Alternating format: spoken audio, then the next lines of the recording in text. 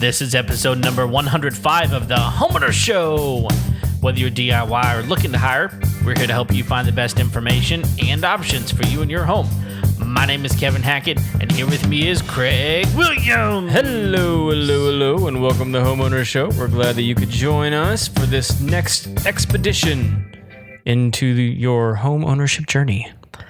Yes, expeditions can be both travel and cars. That's right, and you just got one, didn't you? No, I did not. Oh, it wasn't an expedition, it was an excursion. I just got a brand new 16-year-old Ford Excursion. Yes, I did. And let me tell you, man, that thing is sweet. Yeah. I am loving it. Yeah, you're going to be the party bus for a while. Yeah, I mean, you can comfortably seat 8 adults in that thing.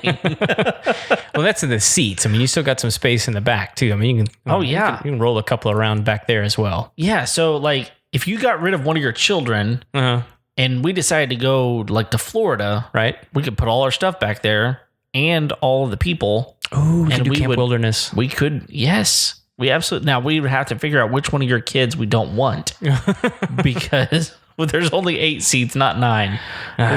But man, yeah, man, we started talking about this a little bit back on the episode. Which one was it? The credit repair episode. Yeah, we started talking about it a little bit, and I kind of put the brakes on that whole thing for a while, and I kind of came back to it and.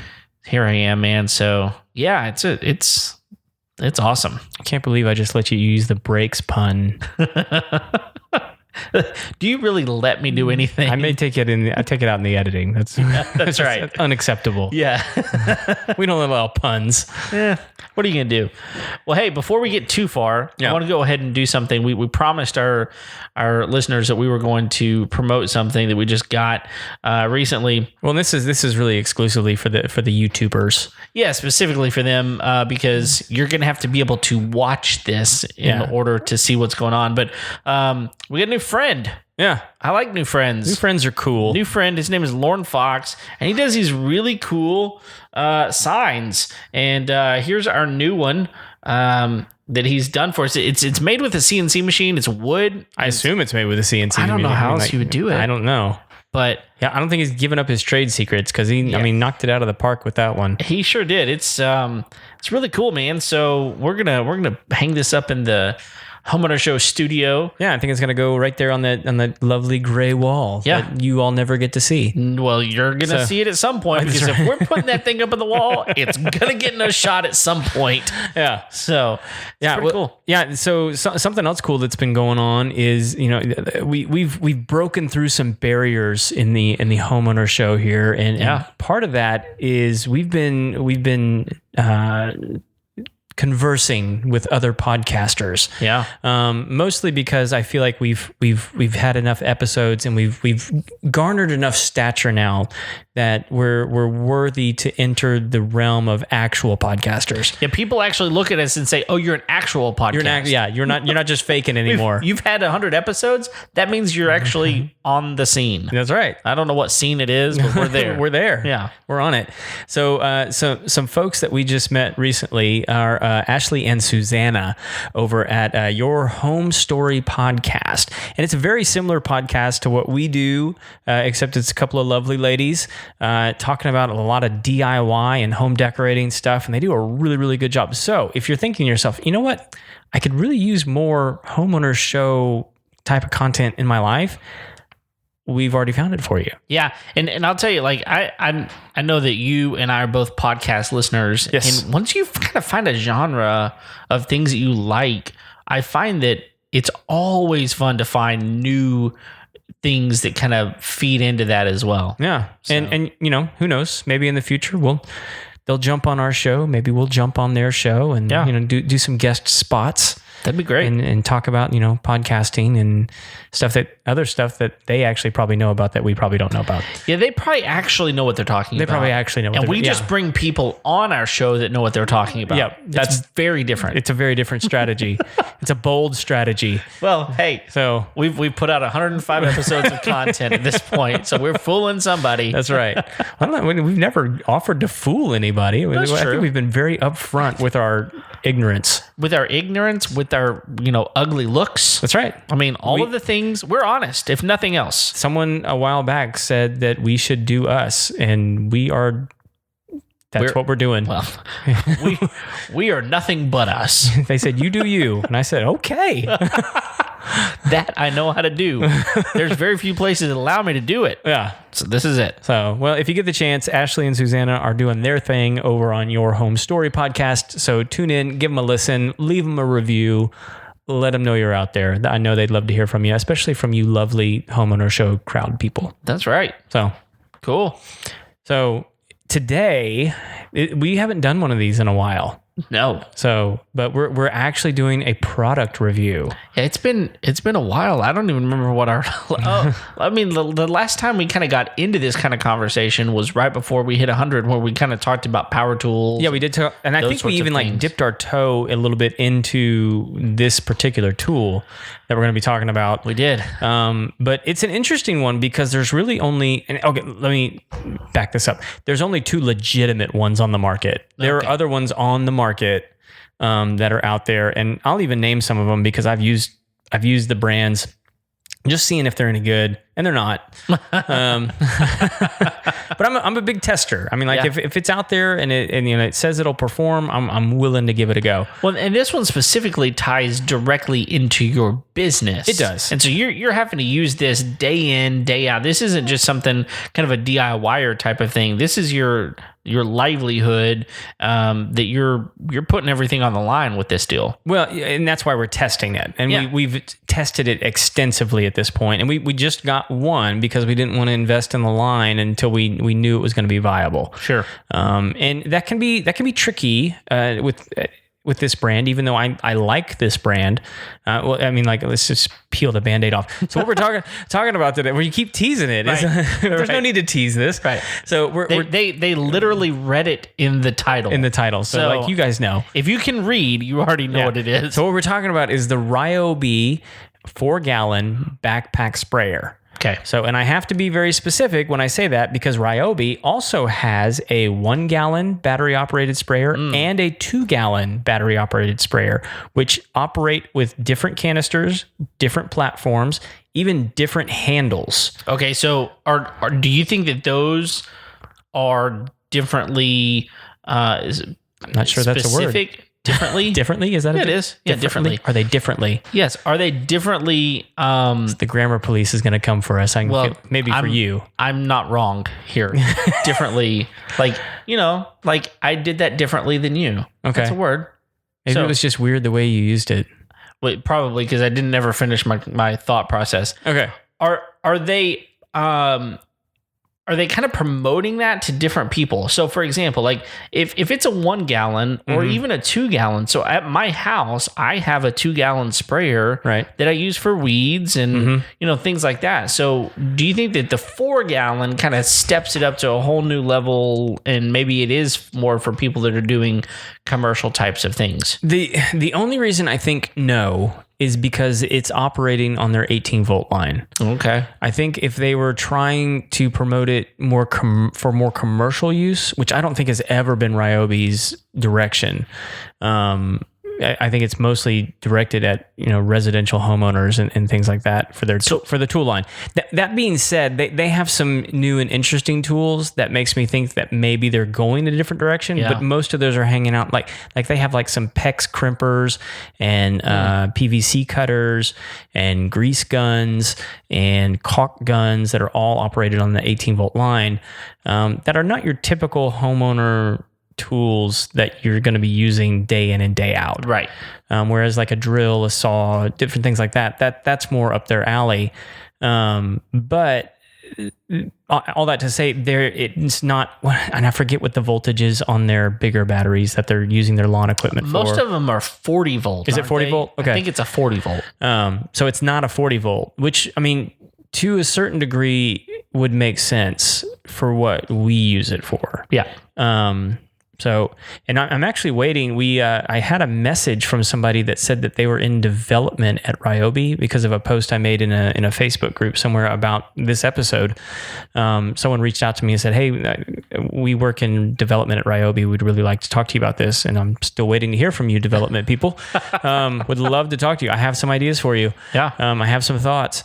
But so this backpack.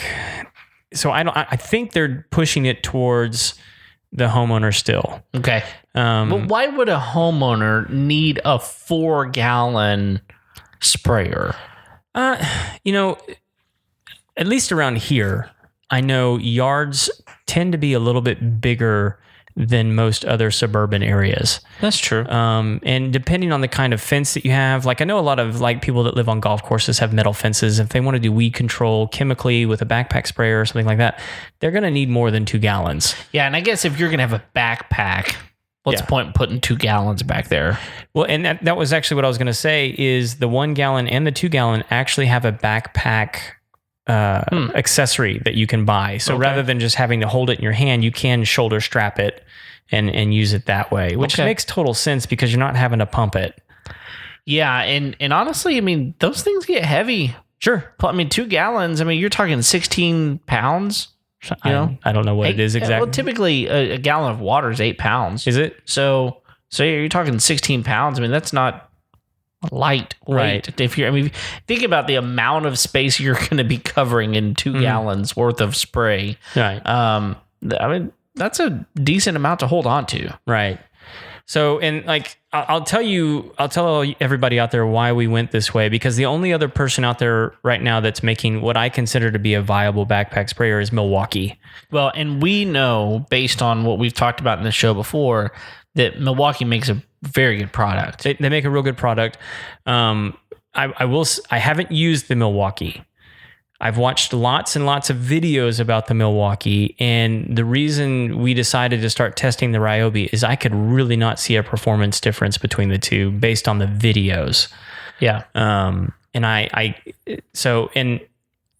Just based off of Milwaukee's 18 volt, Ryobi's 18 volt, I don't see how one is gonna be able to outperform the other. Well, I guess the only difference is if their function changes, like whether it's a nozzle or just maybe the grip on something or the way the backpack fits, or just kind of some nuances that make it different. But beyond that, yeah, and I will say the Milwaukee does have different materials that it uses for the handle. Okay.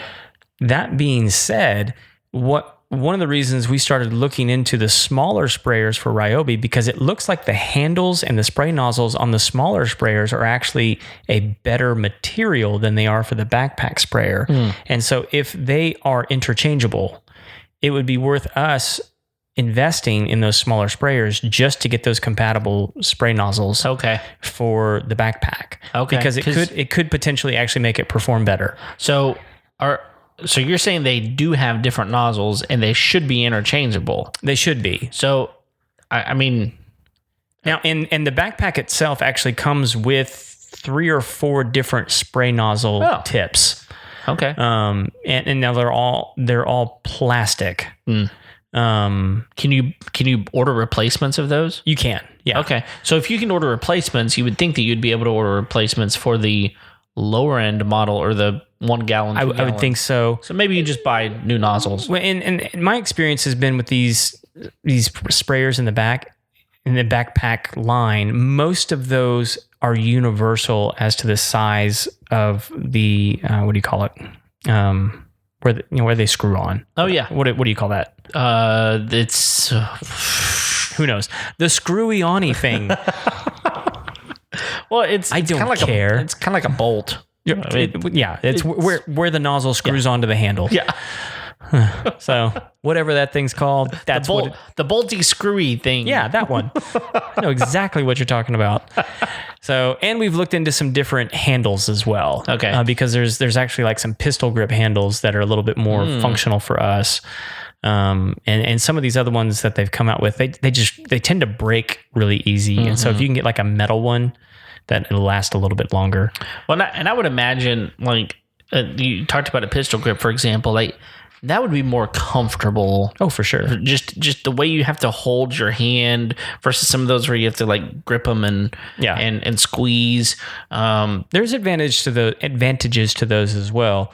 But for sure, the pistol grip would be a lot easier. And like when we use a big commercial sprayer, we almost always opt for the pistol grip nozzle. It's just easier to use. Sure. So all that to say, there's some pluses and some minuses. All right. So you let me know which way you want to go first.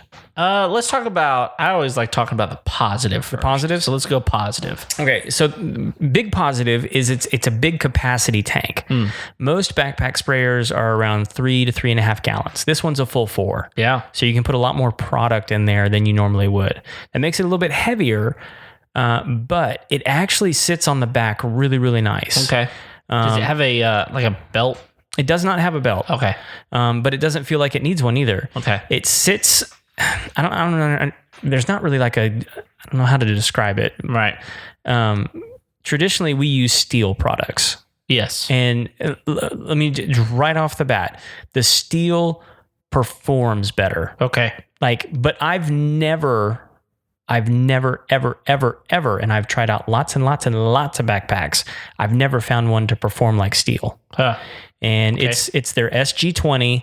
And honestly, the design of it is basically like a super soaker.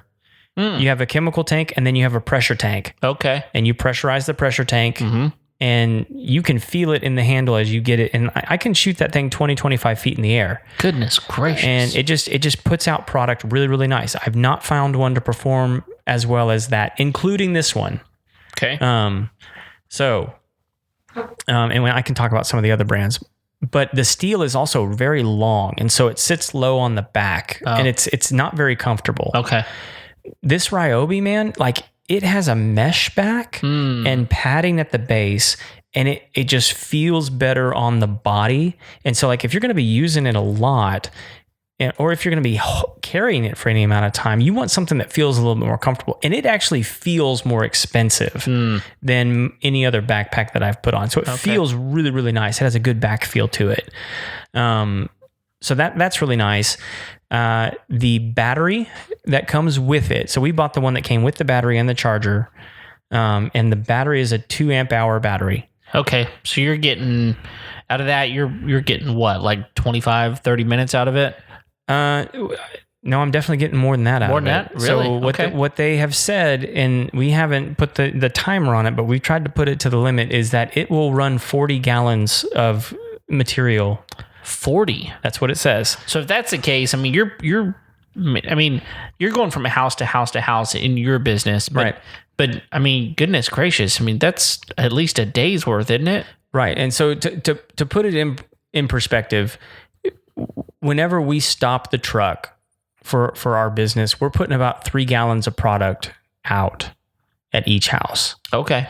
So, and in a day, our techs will run through, 8 to 12 stops. And so at 3 gallons, we're not hitting 40 gallons, but none of the people that have tested this backpack have had to recharge the battery. Wow. In a day.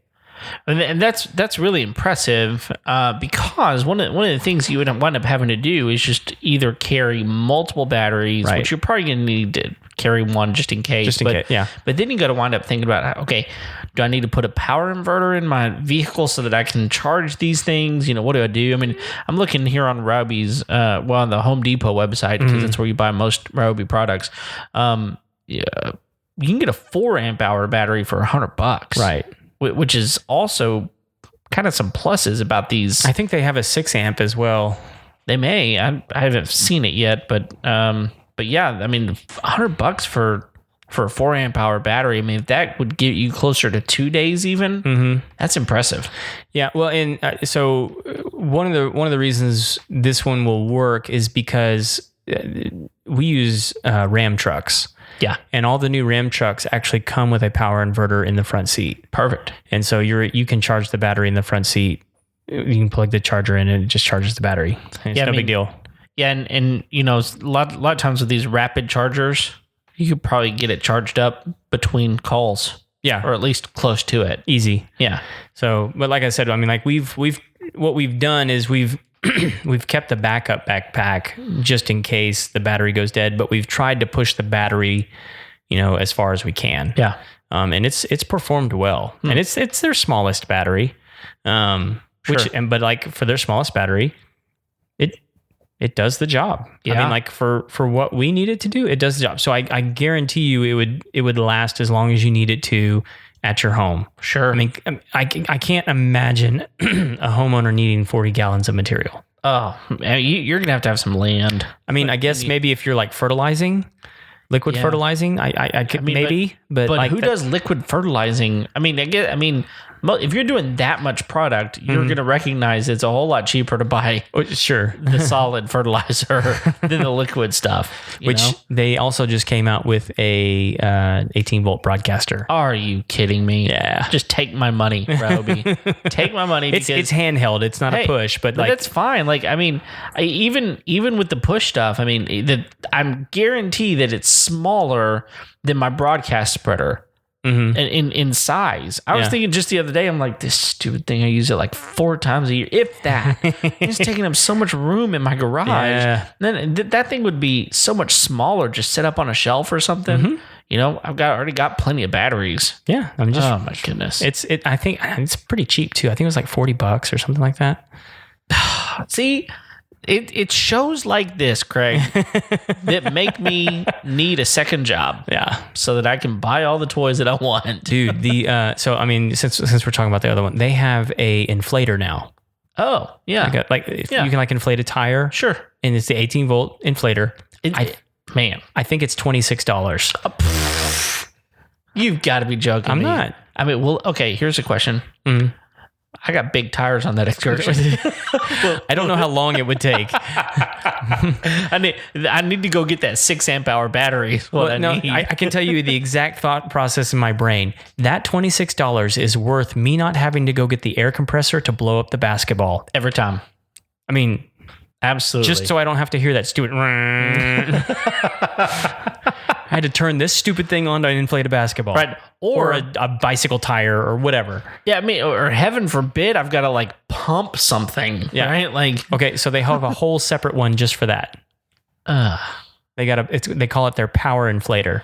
Dude, I've been neck deep in Ryobi because we've really been trying to make the decision as to what tools to put in our Tex trucks. And so like if this backpack battery operated sprayer works, it's like, well, we kind of have to go that route because then they have the batteries that they need to do the drill and the saw and everything else that they need in the truck.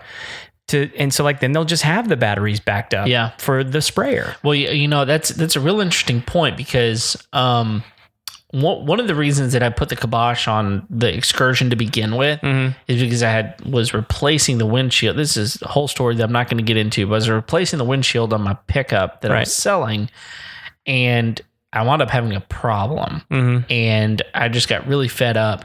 But the guy that owned the company came out to my house and fixed the problem, and he had his truck open, and I could see he had a Ryobi charging, a Milwaukee charging, and a DeWalt charging.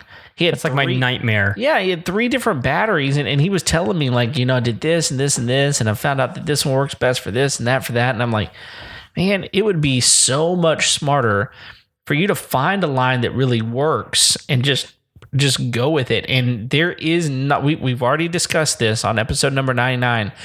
There is not a battery system that rivals the number of products that Ryobi has. Yep. It's not out there. And they continue to develop more and more and more. Yep.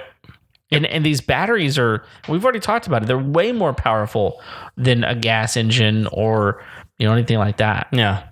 Well, and so I think we were talking about the bad stuff. We're definitely talking about the good stuff or the bad good stuff. We're definitely off topic for a minute. And so here's another good thing about it. And this is actually one of the other reasons we decided is it's $149. What? I think that Milwaukee's way more than that, isn't it? The Milwaukee without the battery is $299. With the battery, it's $399. Goodness gracious. And so it's like, there's no way it can perform $150 or $200, $250 more than this. No. Okay, well, let me ask you this. You said it won't spray as far as your steel, right? Okay, so we can get into that in a minute. Okay, I'm just wondering if that would make a difference. It can spray as far. Oh, okay. The distance isn't the issue. Okay. We'll get into that. I was just wondering, like, at what point would something be worth that much more? But it doesn't sound like there's probably a scenario for you that it makes sense. I can't foresee. I mean, like, I'm willing to give it a go, Milwaukee. Like, send one to us. Send me one. I'll test it out. Sure. And I'll give my honest feedback. I just can't see it performing that much better. Yeah. And here's the other thing is, like, I already know that I can get a steel for $129. Yeah. But I've got to pump that. You got to hand pump it. And so, like, I already have a better product at a cheaper price. Right. It's just a convenience issue. It's a safety issue. It's sure. all sorts of different issues are at play is why we're checking this thing out. So that's probably all the good stuff about it. But okay. Well, let's talk about price for just a minute, though. Yeah. Because not only is that a good price for a product, but you know that their batteries are cheaper. Yes. The batteries for the long haul, you're going to spend less money on equally good batteries. I mean, the batteries, we can talk about this at some point if we want to, but the amount of performance difference that you're going to get out of an 18-volt Ryobi versus an 18-volt Milwaukee just for this specific purpose is going to be very similar. I would imagine. I mean, you're still putting the same number of volts through it. Right. The amp hours may be different, but it's still the same voltage. Well, and even if it's like a longevity issue, I mean, like, I'm not great at math, but like, you know, like a $50 battery versus, like, I don't know how much Milwaukee battery. I assume they're like 100. You said they're $100 more for the battery with the product, right? So I imagine they're about $100. Yeah. I mean, so, like, let's say it lasts half as long. Well, I mean, I'm still going to be spending the same amount of money. Yeah. But, like, I'm still willing to roll the dice and say that the cheaper one lasts longer at this point. Yeah. So it's just, you know, and if I have multiple batteries, like, there's less of an opportunity for one to, anyway. Well, your likelihood of being stranded on the job without a battery, right, is way less. Well, because, like, you know, just budgetary restraints, I'm not going to have as many batteries. Sure. From the other brand. So, and if it feels like we're picking on Milwaukee, we are a little bit. Yeah. Because they're the only other ones that make a battery operated backpack sprayer. That's legitimate. Right. I'm looking at you, Chapin. Well, and we've said on another episode, we love Milwaukee. Yeah. This is nothing against them. It's just that your products are a lot more expensive, Milwaukee. Yeah. Sorry. Yeah, and I was actually on one of these DIY Facebook groups, and there was a lady on there that posted a picture of a Chapin battery operated backpack, and she goes, hey, can somebody tell me, like, why I shouldn't buy this? Because it's on clearance at Walmart. And I was looking at the packaging and I was like, one, it's a Chapin. Yeah. 2, it says that it's using a Black & Decker battery. Ugh. And 3, it's on clearance. Right. They don't sell things cheap because they think they're great. Right. They sell things cheap because they need it out the door. And nobody's they want buying some sucker to take it off their hands. That's right. And I've used the regular hand pump Chapin backpacks and they're terrible. There you go. Enough said. I've used multiple variations of it. They're the worst. All right, so let's move on. We've talked about some pretty good things about it. So what are some of the cons? Well, real quick, one last good thing. Okay, good. It actually has a larger opening than any other backpack I've used. You mean for you to pour your product into? Yeah, and to pour water into, which is good, because typically what you do is you put your product in first, or you put like a base level amount of water in, then you add your product, and then you pour water in on top of that in order to mix the product. Bubbles up, right? Depending on the product you're using, it can do that. Okay. The issue that you worry about is when it's kind of narrow and shallow, is it usually has, and this one does, it has a screen at the top in order to keep debris from getting into the tank. Okay. So that your pump doesn't get clogged and all that kind of, because it's you're going to get debris just because you're mixing chemicals and things like that there anyway. But your concern is splashback. And so with a wider mouth and a little bit deeper net, you're not having as much splashback when you're adding water to the product. Sure. Which is safer. Yeah. And some of these lids that they put on these backpacks, you kind of have to like grab them like a giant pickle jar in order to... Yeah, you got to use two hands. Yeah. So this one actually has a handle on the top, which is so that you can kind of grab it and twist it. Okay. And it also doubles as a snap hold for the wand.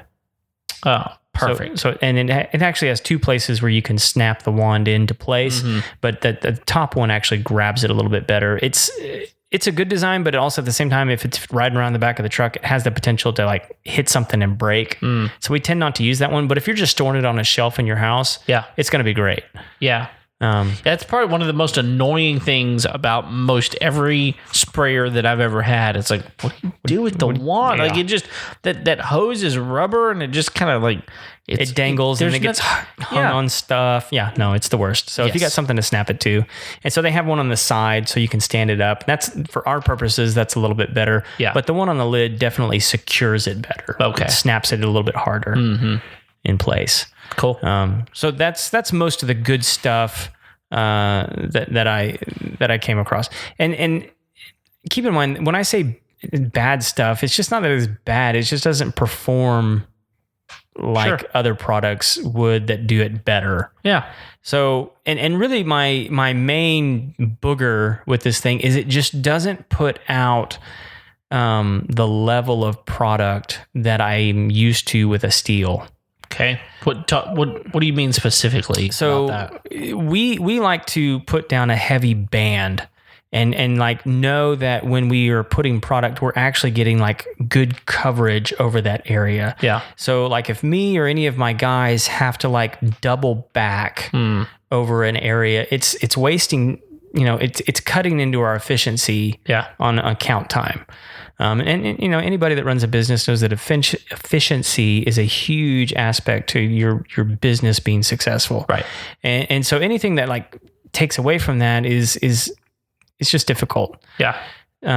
So this one just doesn't put out the level of product like a steel. It's still it's good. It's putting out a good amount of product, but because of the fan tips that it use, it's not an equal proportion of product. And so like if I take my steel and I go up to the side of your house where your foundation is and I pull that handle, I know that spot that I've set my fan tip to, I'm going to get complete coverage of that area. Right. This one, I get good coverage, but like I can still see dry spots. Okay. And dry spots to me mean vulnerability. And so that's just not a good thing. And so like we kind of have to like are doubling back a little bit in order to get the right...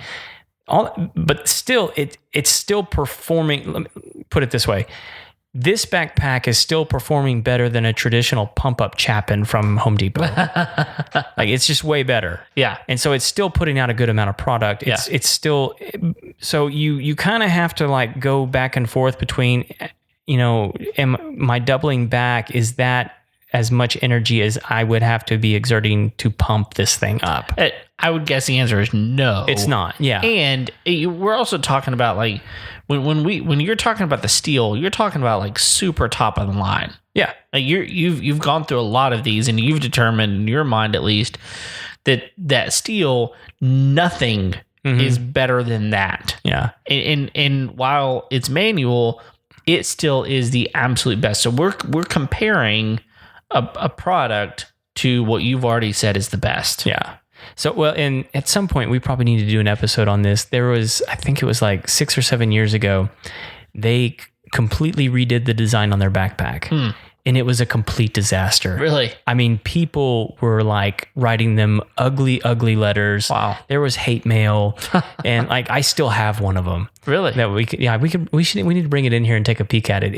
It's. I mean, like, it was the worst. So, some person who's never used a backpack sprayer designed it. Yes, that's exactly what it. I mean, like some guy that was like, you know what? Things just need to look more like spaceships. That's who designed this thing. We need an aerodynamic backpack. I was like, I don't need it to look cool. I need it to work. Yes. And they opted for cool. Poor choice. And it wasn't even cool. Wow. Yeah. Well, okay. Well, let me ask you this question. So when you and I were talking about this offline at one point, that Milwaukee has... You can buy just a reservoir for it, right? Like they have separate reservoirs. Reservoirs, yeah. But and different kinds of reservoirs too now. Okay, so that's definitely a plus for them. Oh yeah. But I assume Ryobi does not have that. No. Okay. That is an option though in their smaller sprayers. Okay. The 1 gallon and 2 gallon. You can buy separate tanks for those. Okay. So yeah, I mean, and honestly, we don't mix out our products too much, but when we do, we flush the tank. I mean, like it's not difficult. Sure. So it's not you don't find that you're losing anything with that necessarily. No, not at all. Other bad thing is where the battery goes on this thing is kind of awkward. But looking at the Milwaukee, where the battery goes on that's kind of awkward too. Okay. This one's just extra awkward because it looks like a nose coming off the back of the tank. Okay, so it kind of fits directly into the back. It did and I think that would be fine. But what they did, and I don't know, I guess maybe they were trying to protect the battery. It has like a weird plastic covering that you have to undo and unsnap in order to put the battery in. Yeah. And it's not watertight, so I don't know like. I mean, I guess it would protect it from water. Like if it was like hit through, it wouldn't get as much water on it. Sure. And it has to be. They designed it to be really big because they wanted to be able to fit that 6 amp hour battery in there. Right. If you opted to upgrade. So if you've got that 2 amp hour in there, it looks like there's a lot of wasted There's space. a lot of room. You could fit a whole other battery in there. I mean, it's like that's actually where we store our batteries. So. Interesting. So, yeah, and then the handle and the spray wand itself are obviously economical. I mean, they're plastic. Sure. There's not any metal on them. Even though they are plastic, they still feel pretty sturdy. But like just from my own experience, like I know it's not going to last long. Yeah. I mean, those things get tossed around the back of a truck. They get pulled out. I mean, they're constantly in and out. And that plastic can sometimes get hung up in the back of a truck, hung up on a shelf, and they just snap. Yeah. And once they snap, I mean, like you can't do anything because you typically don't have backup parts for that. So you're looking around for like another sprayer to like Frankenstein. And that typically never goes well. Yeah. So do you know, are there replacement parts for that available readily? I haven't gone looking for them. But I would imagine they are. Yeah. I mean, you would think that something's got to be available for that kind of thing, especially. Well, and I mean, here's a good tip for folks out there. I mean, like if that ever does happen to you, usually you can go to like a lawnmower repair shop. And I think like the usual ones around here are called outdoor equipment. I think it's something like that. Yeah. Any place that sells like B&G products or commercial mowers, things like that. Those guys are usually happy to help residential homeowners. If you bring your equipment in there, if something's wrong with it, and they can usually fix it for a pretty inexpensive price. Sure. I've actually taken my sprayers in before because like my steels actually have a warranty on them. And so like if parts go out on them, I can just take them in and they'll fix them. Yeah. And so those guys are really good about keeping parts and pieces to get your equipment back up and running, especially sprayers because they carry like gaskets and handles and wands and spray, fans and all that kind of stuff. And so like, even if you just want a different option, you can go in and say like, hey, do you guys have like a replacement for this wand in case it ever breaks. And you can usually pick it up for like $10 to $12. Yeah. I mean, they're not, especially the plastic ones. They're just not expensive. If you want to go metal, it's going to be a little pricier. Sure. Well, and I would just think that for most people, what you're telling me is that this is a really good product. I mean, you're using this in a commercial setting. Yes. And it is intended it's probably, kind of geared toward the residential person, someone who's using it. And if you're using it, a few times a year, maybe even, goodness, let's say you went crazy, you used it once every other month, or maybe ever once every month just to kill weeds or whatever, like the likelihood of that plastic wand really breaking on you, unless you're, just kind of negligent with it, or you throw it around or whatever, if you're rough on your tools. Yeah. It's probably gonna do the job. What do you think? Oh yeah. Well, and like at the end of the day, like if you use a backpack sprayer on a regular basis, one of the things that you should know, if you don't know already, is the thing that's more than likely going to break on that is the pump shaft. Oh, okay. It gets knocked off kilter. There's multiple gaskets, and it's actually a kind of an intricate little system that, at least on the steels and some of the other ones, that part of the reason the steel is because it actually has sustained pressure for longer than any other backpack sprayer out there. Okay. So whereas the Ryobi, it has constant pressure. Constant. And because it operates off of an electronic pump, there's not that shaft that's necessary. And so like it's less likely to break. Yeah, because from what I know, just because you've been over my house using it, it kind of comes around your side, and it's got to be about your arm length, right? And so because of that, you've got that thing protruding all the time. So if you take that thing off and you trip over it, or you just try to get in the truck and it catches on something, that part actually doesn't usually break, because that, at least on mine, that one's metal. Okay, so it's not the shaft you're talking about. I'm talking about the pump shaft. Oh, okay. So the actual innards of the backpack that actually build the pressure for the liquid.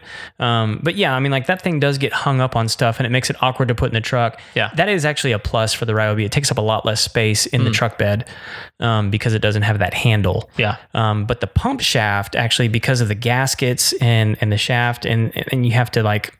Anyway, it's kind of there's actually like ball bearings in there that you have to sometimes remove in order to like get back pressure flowing again. That sounds complicated. It's complicated. It may not be working well. Yeah. So whereas the Ryobi isn't going to have that. It's not going to have that problem because it doesn't have that. Right. It's just completely obsolete in that. Right. That so tool. It negates that even being an issue, which is the most expensive thing to get fixed on the backpack sprayer. So it's one of those deals where like I would assume that as long as you maintain your products, you're probably not going to have any issues with things breaking. But if it does, it's $140. Right. You're not paying the $300 for the other product that's out there. Yeah. That's their rival, so to speak. Well, and with my steels, I will typically get 2 years out of them before they're no good anymore. Okay. And then we go buy new ones. Yeah. I'm going to be interested to see, because this is the only thing that we haven't really checked out with it, is how long is it going to last? Because if it goes longer than 2 years, I'm going to be impressed. Sure. Yeah, but I would think that you're talking about efficiency. Like I understand the whole, going back if you have to respray over something, but your fatigue level is much different whenever you're, not having to pump all the time. Yeah, it is awkward though when you're used to like having to constantly do that. You're like, what do I do with this hand now? Right. It's I can actually review other products while I'm working the job. I could be on the phone, free to punch hippies, whatever. Right. Yeah. I'm sure you come across a lot of those. Yeah. And they need punching. They do. So every time. Not because they've done anything bad, But you're a hippie. It's part of becoming a man. Oh man. Square punch in the jaw. That's what you... Speaking of hitting people. Yeah. Your mom's really are you gonna because if you bring it up, then we have to show people. Well, I don't have a copy, but we talked about fanny packs, right? And we talked about that. One thing we know is that if you're wearing a fanny pack, then you're not going to win a boxing match. That was your statement. Yeah. And, let's just say this. Your mom's not someone to mess with. And I knew that, and I know that. Yeah, you've experienced it firsthand now. But I messed with her. You messed with her. Yeah. I made a comment. It was funny. Yeah. It was a funny comment. It was a funny comment. I will give you that. But it was...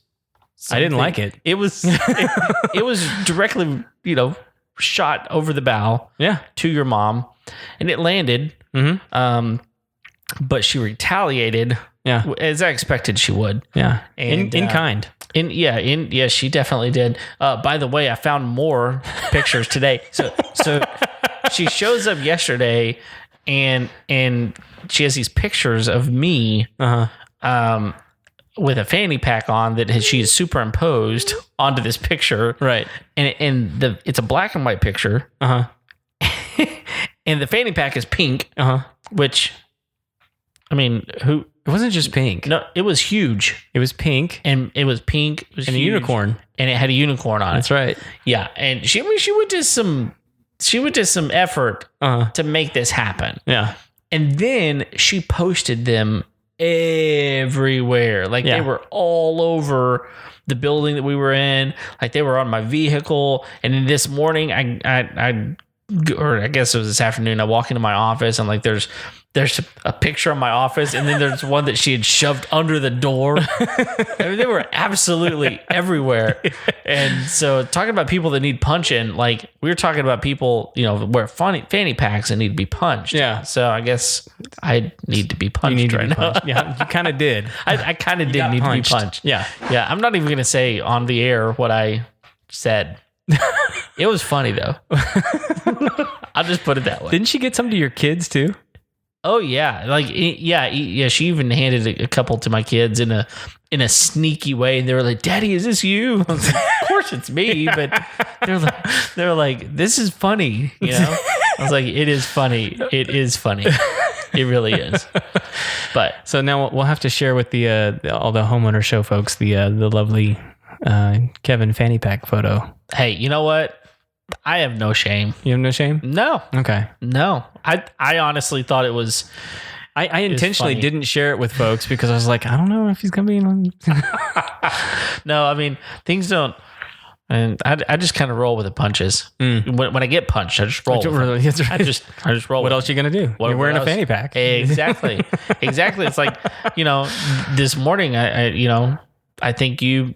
Maybe it was yesterday morning. Anyway, I guess it was this morning. You posted something about a bow on. Someone else said, "Could we just put a bow on it too?" And so you posted a picture of me with a bow on it, and I said, "Listen, I would never ever wear a bow that's that small. That is a small bow." What I mean, like if the people ask, I'll deliver. I mean, like they said, well, just put a bow on it. I mean, hey, like, okay, yeah, it happened. It happened, which it's fine. Whatever. We are way off topic. Yeah, that's okay. What else do we need to talk about in relation to the backpack sprayer that we haven't talked about? If you want a battery operated backpack sprayer, this is a great option. Okay. And I really can't, I mean, like, again, Milwaukee, if you want me to test it, I'll test it. Sure. But I'm not going to go buy it for $300. I'm going to buy this one for half that and know that it works pretty well. Well, I mean, like, if I go get it, I'm going to be paying $400 because I don't have a Milwaukee battery. You got to have that. So, but yeah, I'm not willing to spend $400 to test out a backpack sprayer that may or may not work that well. I don't know. Right. Like I haven't tested it. I've seen some videos on it. It seems to perform pretty well. Yeah. It seems to perform about the same level as the Ryobi. So what's the point in trying to go buy one of those whenever what you've got seems to be doing the job? I could see me trying it out if I was already invested in that Milwaukee line. Yeah. And I'm not invested in the Ryobi line yet. Yeah. But they're making a strong case for themselves. Yeah, but see, the thing is, I am. Yeah. I'm already invested in that line. Yeah. I invested in that line. Actually, I had some buddies that invested in that line for me. I think I've talked about that before. Mm-hmm. Back when I got married, they bought me a bunch of Ryobi products, and I got dozens of tools. Well, and I'll also say this: I actually reached out to DeWalt Because I was actually really hopeful that maybe they were developing a backpack sprayer. Yeah. Because I am very, very much in love with their concept right now. Yeah. I think the whole FlexVolt thing is brilliant. Yeah, it is. And I actually heard back from them. Oh, you did? Yeah. And they said that they are not planning, do not have one in development and do not plan on having one in development. Wow. Yeah. And I was like, golly. And they just came out with some other new tools recently that I'm like, those are really cool. Yeah.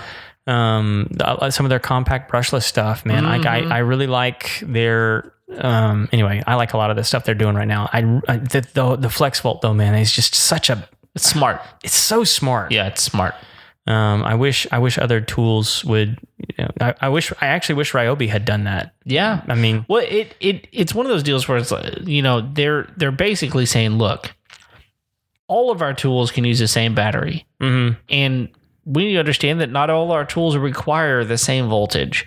So we're going to make it compatible with both. Yeah, and that's unusual. I mean, it's no secret on here that I'm a huge fan, and you are too, of the Ego products. Yeah. It's a 56 volt battery. It's large, but you would never use that on a drill. You would never put that on there. Right. But man, DeWalt's figured it out. That's awesome. They are bringing out some smaller power tools that are taking advantage of the 60 volt though. Yeah. They have a circular saw that uses the 60 volt, and it's such a cool. I mean, like, it's a fantastic looking saw. I bet it is. It's I think it's like a $400 saw. Wow. That's impressive. But I mean, like, it's I mean, check it out. Go look it up. Is it the plunge saw?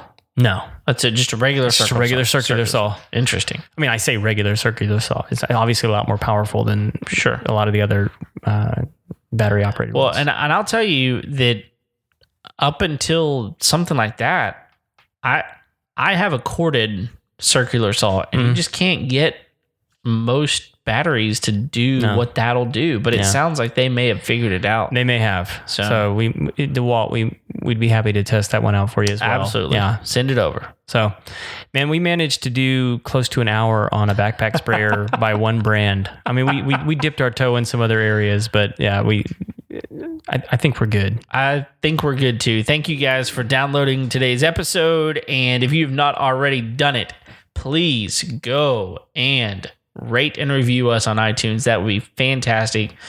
Send us some love. Download other episodes and subscribe to our channel. Subscribe to our YouTube channel, because we're still trying to pump out good quality. Yeah, we're sending you guys some video. Yeah, absolutely. I think that's it. Craig, you got anything else? I should, but you don't. I don't. All right, well, guys, thanks for downloading today's episode. Again, I said it twice. That's fine. We're glad that you did, and we're here every Tuesday. So until next time, we'll see you later. See ya.